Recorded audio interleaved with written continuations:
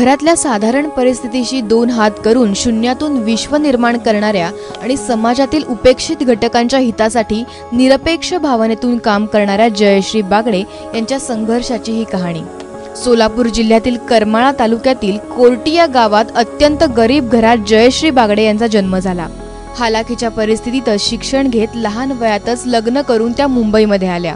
मुंबईचं स्थळ आल्यानंतर आईवडिलांना वाटायचं की आम्ही असं कष्ट केले रानात वनात लोकांच्या ह्याच्यामध्ये, तर माझ्या मुलीला शहरात जर दिलं तर निदान रानात काम करायचं तरी तिच्या नशिबाचं जाईल, म्हणून असं ठरवलं की नाही द्यायचं तर आईवडिलांकडे लग्न करण्यासाठी देखील पैसे नाहीत। मग आता पुढचा प्रश्न मोठा की काय करायचं। स्थळ तर खूप आवडलेलं आहे, आमची थोडीशी शेती होती 1-2 एकर, मग आता पैसा उभा कसं करायचं, तर मग त्यांनी ती शेती विकून माझं लग्न केलं।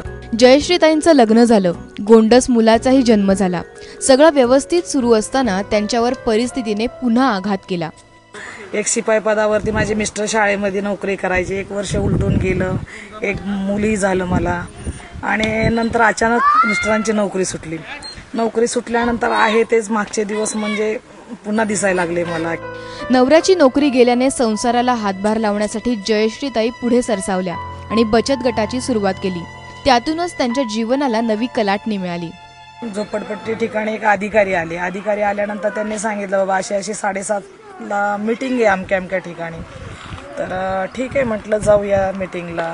तिथे मग ती महापालिकेचे अधिकारी होते, अधिकाऱ्यांनी मीटिंग वगैरे घेतली, त्यातनं सांगितलं की बाबा बचत गट तयार करायच्यात आपल्याला। मग मी 5-6 महिला हाताखाली घेतल्या आणि त्या 100 लोकांचं जेवण एवढं उत्कृष्टरित्या त्यांना दिलं ना की ती लोक खूप खुश झाले। मग त्यांनी म्हणले तुम्ही खूप चांगलं काय करू शकता। दुसऱ्याच दिवशी आमच्या बचत गटाचं खातं खोलून दिलं।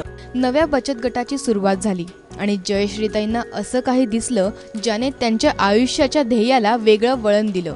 आमच्याच घरामधल्या मतिमंद मुली येतात, चुलत भावाला 2, की म्हणजे ते लग्नामध्ये त्या मुलींची किती हेळसांड होती किंवा त्या मतिमंद मुलांना कशा दृष्टिकोनातनं लोक बघतात हे थोडंसं मला वेगळं वाटलं। सगळ्या चांगल्याला तर सगळे सांभाळू शकतात, पण ह्या मतिमंद मुलांना कुणीही सांभाळू शकत नाही। घरच्या पालकांना अडकून राहावं लागतं त्या मुलांमुळे, की एक मतिमंद मुलं असेल तर घरातली आई त्या मुलाबरोबरच कंपल्सरी राहावं लागतं। मग मनात आलं की नाही आपण मतिमंद मुलांसाठीच काम करायचं। अनेक अडचणींचा सामना करत जयश्रीताईंनी त्यांच्या बचत गटाच्या महिलांच्या मदतीने कोर्टी गावच्या माळरानावर ज्ञान मंदिर उभं केलं। जयश्रीताई फक्त शाळा उघडून समाधानी राहिल्या नाहीत, तर त्यांनी कायम दुष्काळाच्या दुष्टचक्रात अडकलेल्या या मुलांच्या पालकांकडूनही कोणत्याही प्रकारची अपेक्षा ठेवली नाही।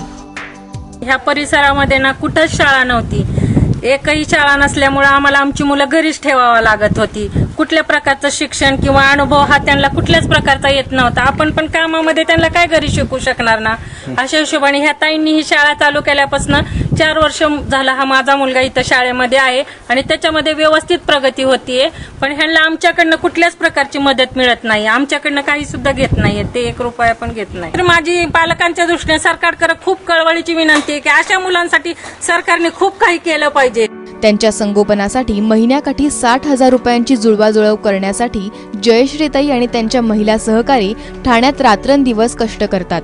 त्याचसोबत शाळेत मुलांसाठी त्यांनी सर्व सुखसुविधाही उपलब्ध केल्या आहेत।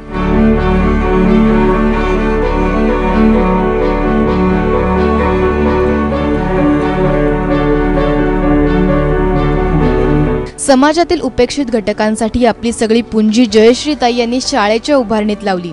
माझे होते ते मी सर्व दिले आणि जीवात जीव असेपर्यंत देतच राहणार या निश्चयाने जयश्रीताई काम करतायत। परंतु जयश्रीताई यांच्या कामाची पोच शासनाकडून कधी मिळणार याची वाट जयश्रीताईंसोबतच या मुलांचे पालक देखील पाहत आहेत। जयश्रीताईंनी शाळेची पुस्तकं जरी कमी शिकली असली तरी आज अनुभवाच्या आणि समाज कल्याणाच्या शाळेत त्यांनी पदवी नक्कीच मिळवली आहे।